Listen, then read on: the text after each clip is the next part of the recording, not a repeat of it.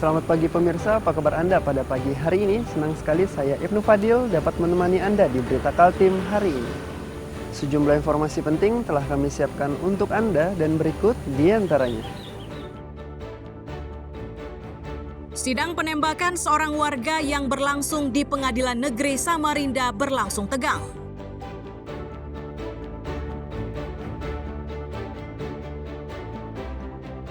Puluhan pengendara di Samarinda terjaring razia operasi Zebra Mahakam 2025.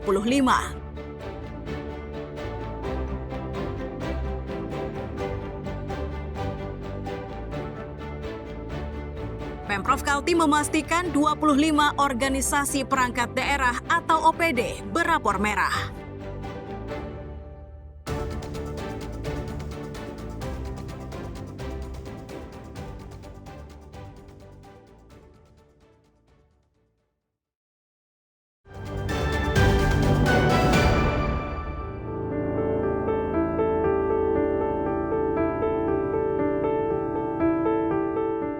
Sidang lanjutan kasus penembakan di Jalan Imam Bonjol, Samarinda pada 4 Mei 2025 lalu digelar di Pengadilan Negeri Samarinda, Rabu siang.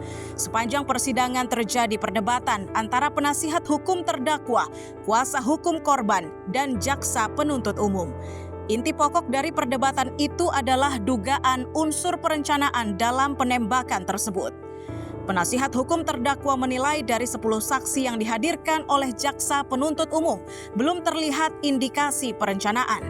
Bahkan mereka siap mematahkan keterangan dari saksi jaksa dengan menghadirkan sejumlah saksi yang meringankan terdakwa.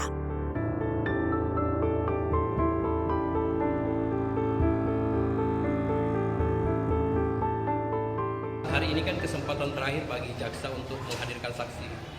Dan sampai hari ini setelah kurang lebih 10 saksi yang dihadirkan oleh jaksa, belum kami temukan ada unsur perencanaan dan ada unsur turut serta di situ. Sehingga dari kami, tim kami akan menghadirkan saksi yang akan meringankan para terdakwa. Jadi kemungkinan kami akan hadirkan 5 orang saksi, 3 saksi fakta dan 2 saksi ahli untuk memberikan keterangan bahwa memang tidak ada perencanaan dan tidak ada pasal 55 di sini.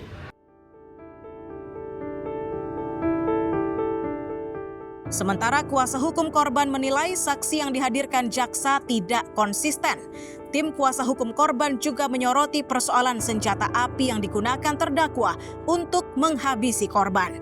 Dari proses persidangan tersebut, kuasa hukum korban yakin senjata yang digunakan untuk menghabisi korban berasal dari oknum anggota BRIMOB.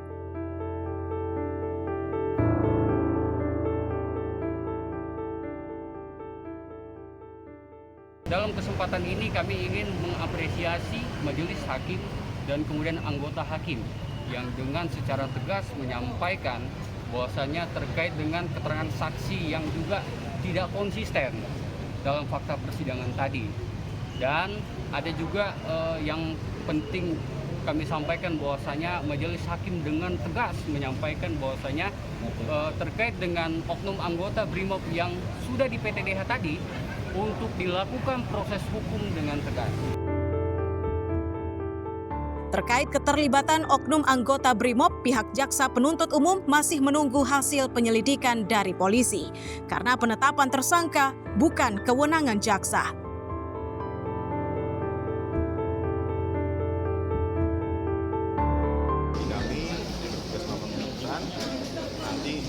Kami hanya menunggu apakah memang dilakukan proses berlanjut. Kalau nanti penyelidik merasa ini ada tindak pidana, maka akan proses ke penyidikan, dan dalam proses penyidikan surat perintah dimulai penyidikan itu akan diserahkan kepada penuntut umum. Tapi ada kemungkinan besar itu akan masuk kalau dalam. Itu bukan ranah kami untuk menjawab seperti itu.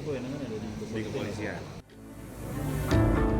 Diketahui aksi penembakan pada salah satu pengunjung THM di Jalan Imam Bonjol, Samarinda terjadi pada Minggu dini hari 4 Mei 2025. Peristiwa tersebut menyebabkan korban berinisial D tewas dengan 5 luka tembak. Polisi yang menangani perkara tersebut sudah menetapkan 9 orang sebagai tersangka dan kini tengah menjalani persidangan di Pengadilan Negeri. Iswanto dan Amir Hamzah melaporkan dari Samarinda.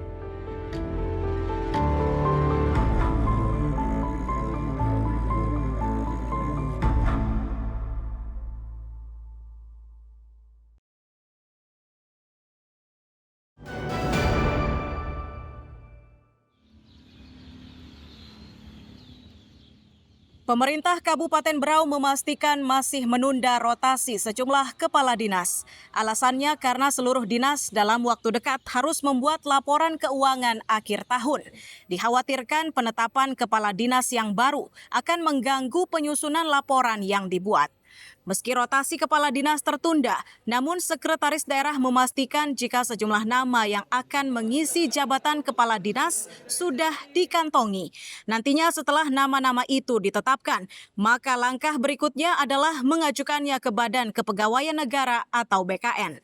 Langkah ini dilakukan agar pemerintah daerah bisa mendapatkan petunjuk dari BKN terkait penetapan nama tersebut. Untuk saat ini dia berbeda karena kalau dulu misalnya gini, bahas hari ini atau bahas malam ini besok bisa dilantik. Kalau sekarang harus mendapatkan persetujuan dan pertimbangan teknis dari BKN. Jadi kita rapat atau kita bahas dan kita usulkan, kita menunggu persetujuan dari BKN. Bisa jadi apa yang kita usulkan di sini tidak mendapatkan rekomendasi, makanya kita lakukan verifikasi ulang. Dan memang ya kewenangan sekarang ya tidak mutlak di kepala daerah. Kepala daerah mengusulkan, tapi pertimbangan teknis harus menunggu dari BKN. Untuk saat ini, dinas yang masih dijabat oleh pelaksana tugas atau PLT adalah Dinas Perumahan dan Kawasan Permukiman serta Dinas Perikanan. Selain itu, terdapat pula instansi lain yang kursi pimpinannya juga akan lowong karena pejabatnya akan memasuki masa pensiun. Miko Gusti dan Amir Hamzah melaporkan dari Kabupaten Berau.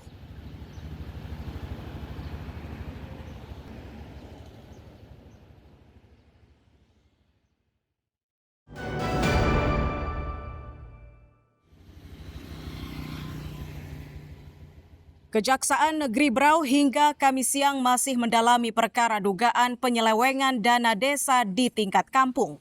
Di langkah awal, jaksa berupaya menggali informasi dari sejumlah saksi serta mengumpulkan barang bukti guna memperkuat delik pidananya. Dari data di bidang intelijen Kejari Berau, terdapat 3 kampung yang kini tengah mereka selidiki secara mendalam. Meski menyebutkan jumlahnya, namun penyidik belum membeberkan nama ketiga kampung tersebut. Alasannya proses penyelidikan masih berjalan. Dari 100 kampung di Kabupaten Berau ini khususnya, memang laporan-laporan terkait penyalahgunaan anggaran dana kampung itu memang cukup banyak. Namun untuk pastinya yang untuk kita soroti saat ini, ada beberapa kampung yang kita soroti secara khusus dan kita lakukan pendalaman juga. Nah, tapi nanti tetap kita lihat dulu hasil pemeriksaannya seperti apa.